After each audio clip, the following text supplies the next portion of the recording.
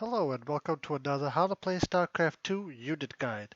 In this guide we will be going through every single unit and building in the game, going over their abilities, their strengths and their weaknesses. And in today's video we will finally be reaching the Archon itself. So let's talk a little bit about the lore of the Archon, or the lore behind the Archon. Okay. So for the development lore, well, the Archon was one of the 5 units originating from StarCraft 1, the other being the Observer, the other being the Zealot, the High Templar, both of which we have covered in previous videos, as well as the Observer and Carrier, which we will cover in future videos. Now this is a very unique unit because it's the only Protoss unit that cannot be produced from a building, we'll get to that in a minute, and it also has a variable cost. As a side note, if you play Heroes of the Storm and you choose Tassadar, one of his ultis is to turn into an Archon, although in Starcraft 2, once you go Archon, you can't go back. Now as for the in-game lore, as mentioned, all Protoss creatures are psionic, which by the way, in the case of the Archon, you can see on the tag here. And the two strongest members of the races are the High Templars and the Dark Templars. Basically what happens is that in the lore, especially for the High Templars in StarCraft 1, if they choose to combine their psionic energy, it becomes this extremely powerful, creature called the Archon. There's another one. So we got 2 Archons, which is actually 4 of them. Now, in the past, the Dark Templars could combine to make their own Archons called the Dark Archons, but in the current lore after the First Great War, they were banned because of a variety of issues, including the fact that Dark Archons suffer a lot of pain. Actually, for both the processes, it's considered to be pretty painful, but the Dark Archon is considered worse. So if you want to play with Dark Archons, you have to either go back to Brood War or play with the Dark Archons in the co-op if you pick for a Zune. Or play the Legacy of the Void campaign. It's there too. Okay, so let's talk about where they are produced from.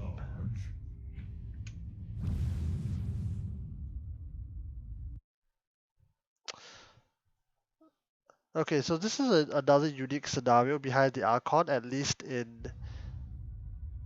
StarCraft 1. No, in StarCraft 2. StarCraft 1 follows a completely different set of rules. Okay, first thing you need a pylon, then you need a gateway, then you need a cyber core, then you need a Twilight Council. We should get another gateway while we're at it. Okay, here's the thing. You can actually produce Archons from 2 places. One is you get a Templar Archives, the other is you get a Dark Shrine. So, as seen previously, if we get 2 High Templars, again we don't warp them in, we can then combine them into an Archon. At the same time, if we get 2 Dark Templars from our Dark Shrine, we can combine them as well. The button to combine is, by default, is C. However, if you also choose to get 1 High Templar and 1 Dark Templar, this is an Adept,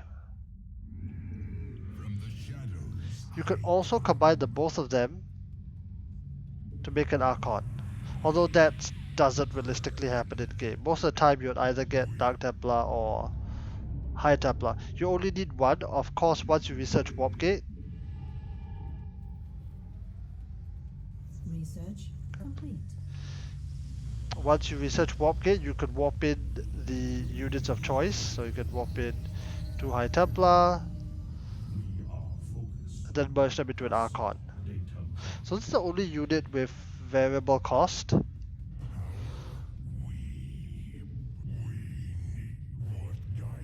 And the other thing important to note is that, okay, let's go back to unit creator, and we'll just talk about cost. So We already talked about where you get them from. Okay, so this is the different combinations that you can have. Now here's the important thing. 2 high Templars to make an Archon will cost you 100 minerals and 300 cash. 2 Dark Templars, however, will cost you 250 minerals, 250 gas. And if you go 1 each, it'll cost you 175 minerals, 275 gas, which means that theoretically speaking, the double DT Dark Archon is to an extent the most expensive. It's the most expensive middle-wise, but it's the cheapest gas-wise. So it kind of depends on what tech choice you're going for and what are your resources. Like if you have more minerals, you can tend, if you have more minerals and less gas, you might go for DT Archons. Or if you have more gas, you might go for Templar Archons. But this also depends on what kind of tech tree are you going for. Are you going for Storm? Was this a failed DT rush? Too many variables. And as for this, you generally don't get this because it's just more convenient to warp in 2 DTs or 2 High Templars to merge them together. Okay, let's go back. Now in terms of upgrades, we'll just summon a DT, an Archon. In terms of upgrades and abilities, there's only one place you can get upgrades for the Archons, which is the Forge.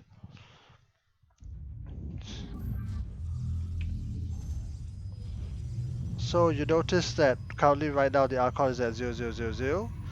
If I get the upgrades here, Upgrade complete. you'll see that the Archon is getting Upgrade increasingly more powerful. However, that is actually the only place you get upgrades because as for the abilities of the Archon, it has none. Now that being said, while it doesn't have any abilities or upgrades aside from those at the fort, it does have a few interesting properties, and we'll get to that in its strength.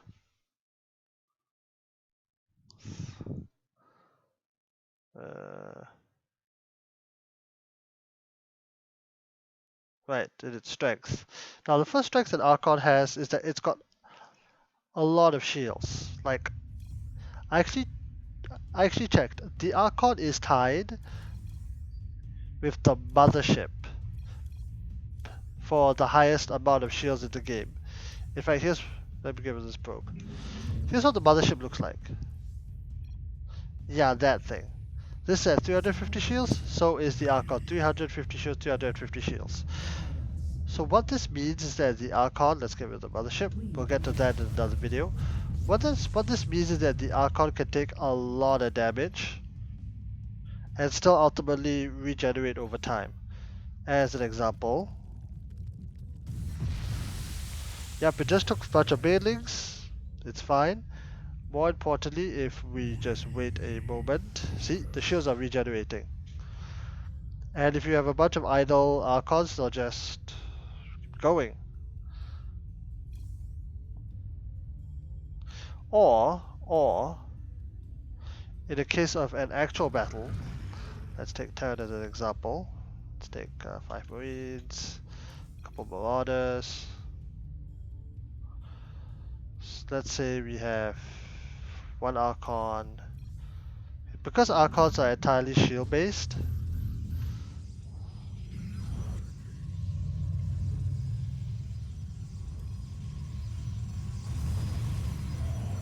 the probe 2 is getting in on the action. Yeah, it can take up a lot of healing from these shield batteries.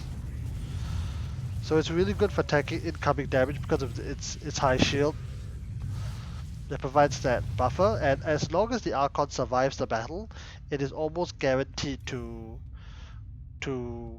replenish its shields, although it depends on when you send the Archon back into battle again. So this shield makes it really good for ground-based tanking and tanking of powerful shots. For example, in fact, as another example,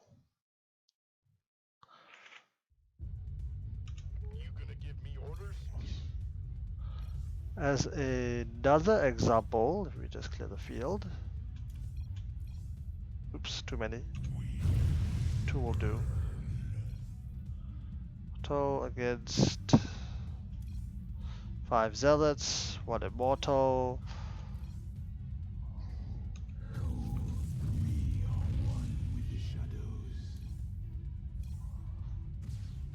Yeah, because the Archon is tanking for the shots, it's actually allowing the immortals to get shots on the stalkers, to get shots on the other immortals. And yes, one Archon did die, but this Archon's shields will be regenerating fairly quickly.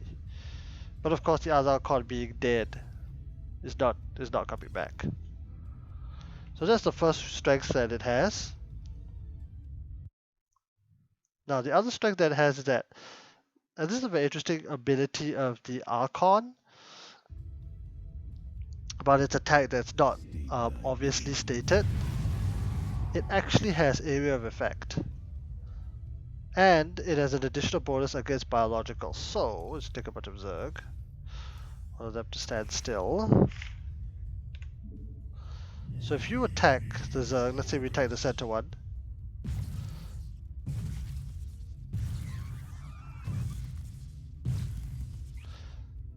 Yep. So they do extra damage to biological units, which are effectively all of Zerg, because every single Zerg unit, let's just get a bunch of them. That's too many. I mean, if you notice every single Zerg unit, because of their nature,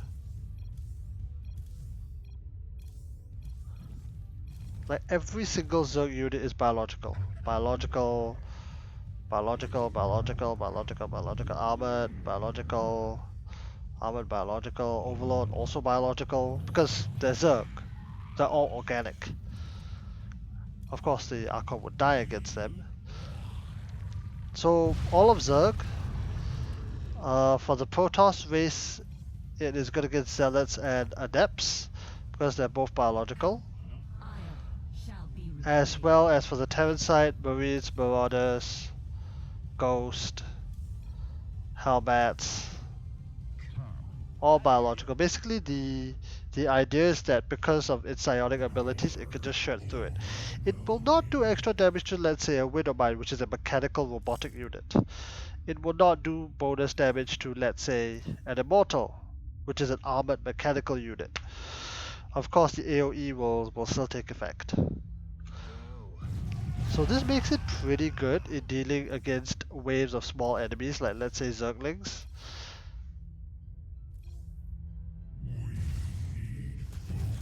Of course, this one you have to micro. Done. Okay, so the other advantage of the Archon, okay, this comes a little bit from its nature, is that it's actually, I would say it's recycled from other units. As an example, let's take the most obvious example. Let's say you have 4 Dark Templar, and you're going up against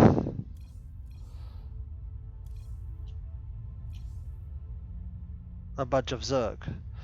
Now, normally if your Dark Templar are fine, well, you're gonna win because they have no detection. However, let's say your enemy does get detection. So if you just send them straight into battle, well, this is gonna happen. Okay, the DTs have pretty good target fire damage. Let's take roaches. Roaches are much tougher.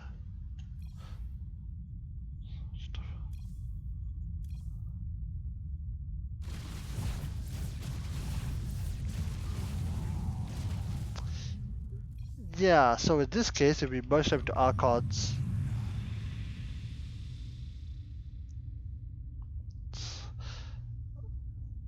it at least gives you a little bit of extra firepower that will have some hope of, say some hope. At least it'll give you a bit more meat against its extra army. In addition to that, if you have a situation where you have High Templars and they use up all their storms,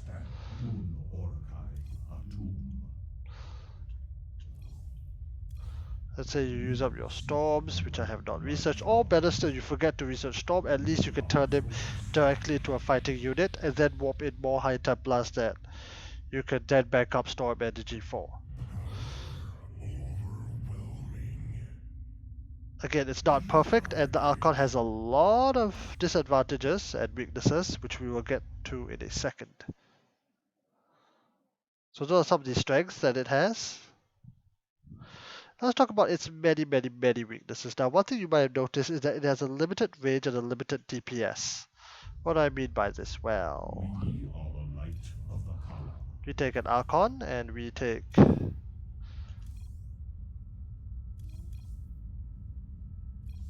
a small group of Terran units.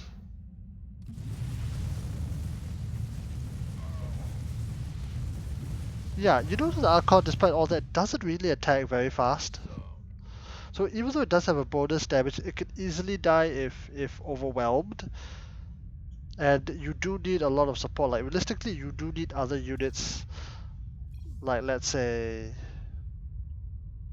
a couple zealots.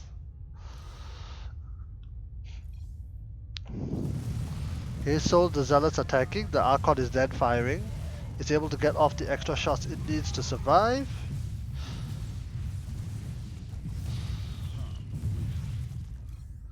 Okay. Other things include immortals, include stalkers, sentries, the whole group, in order to really, really make this work. Or even you want to take the extra step, get a freaking Colossus to mow down the enemy from a distance. It needs to work as part of the death ball. It cannot be the death ball. And like Reinhardt, it works best just with support. Now, the next weakness of the Archon, which you might have noticed by me clicking on it, is that it's got insanely low health. In fact, I checked, it's got the lowest health of all Protoss units. Yeah, it's tied for the highest, but look, a Probe has 20 shields and 20 health, and Archon has 10 health by comparison. And what this means is that the moment you run out of shields, the Archon is going to die. Right, let me get some enemies. Like the moment you run out of shields, coming back to the Terrans, the Archon will just die.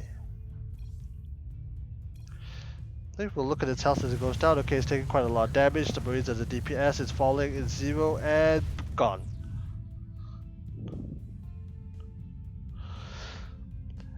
The other issue because of this is that, I mean, if you look at its health bar, it's actually extremely deceiving. Like, let's look at its health bar. This top bar, the blue bar, represents 350, the bottom bar represents 10. So this is a pretty inaccurate statistical representation. And sometimes it's hard even in battle for me to really get a grasp of how strong or weak my Archon is.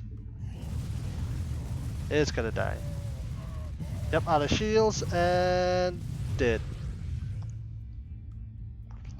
So the final disadvantage of the Archon, which you might have noticed also in the earlier section about the Templar, is that it's an extraordinarily high investment unit. Now we've talked about this from the High Templars, the Dark Templars.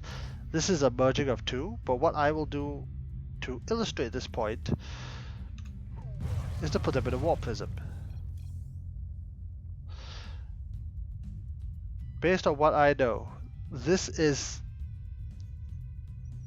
the most expensive thing that can fit in a Warp Prism. Like, if you get rid of the Archons, like, no, 450, 600 gas, right? You can fit 2 Immortals, which will cost more minerals but less gas. Of course, it depends on how you do the costing. It looks like the costing here is based on... Oh, it's based on the High Templar cost, not the Dark Templar cost, because the Warp Prism costs 200 minerals. You can also fit a single Colossus, which will still cost less. Okay, so this represents quite a lot of stuff. And yeah, you can put a bit of Warp Prism, they can fly around, but... And this has happened to be on the ladder. You put them in, you fly to do a job, you don't pay attention. Yeah, that is immediately... That's just a lot of minerals gone. That's 200 minerals, 600 gas gone, or 500 minerals, 500 gas. Both of them are pretty terrible options. I mean, the same could be the case for stalkers.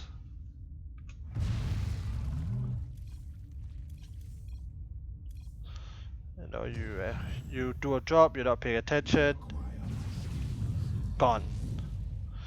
And honestly, if you lose a warp prism with this much investment inside, on the ladder, I wouldn't blame you for just like GGing out on the spot, because that's just so much to lose in one go. So, in conclusion,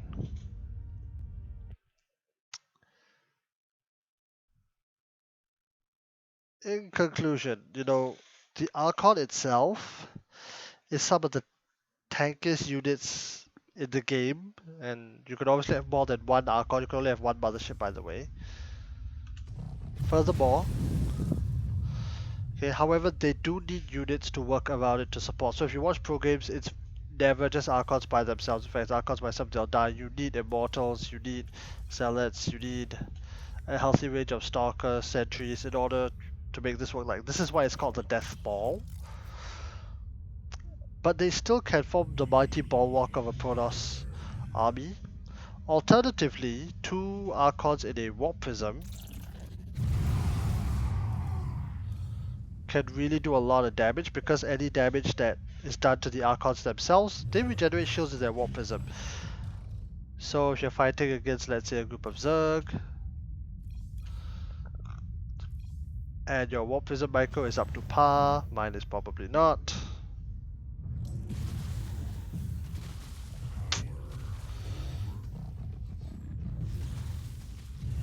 Yep, take some shots, get in, get out, drop them off here.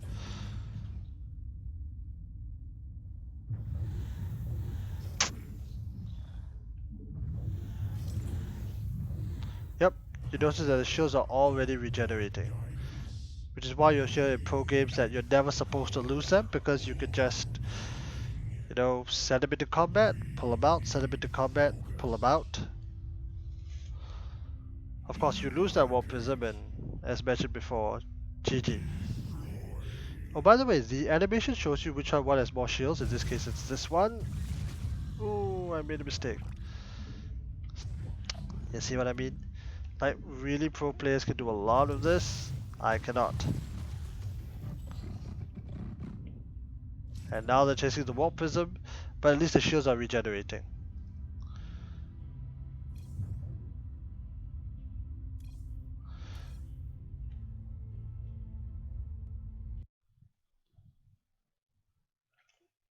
Okay, so we hope you enjoyed this short video on the Archon. If you do like this guide, please do like and subscribe. I attempt to make 2 or 3 of such videos every week, plus other Starcraft 2 content.